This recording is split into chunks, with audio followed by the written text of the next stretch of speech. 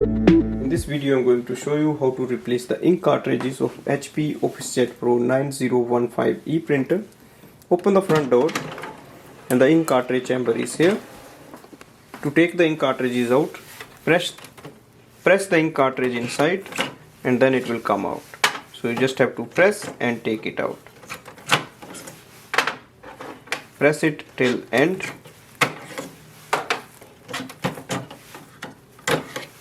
Now take your new ink cartridges out of the packaging. So place ink cartridge like this. The seal should be facing forward, HP logo upside and this seal on the front side.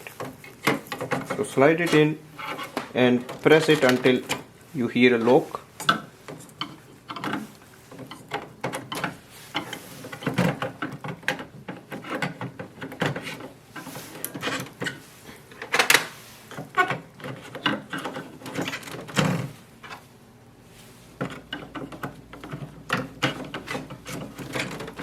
Now close the ink cartridge chamber door.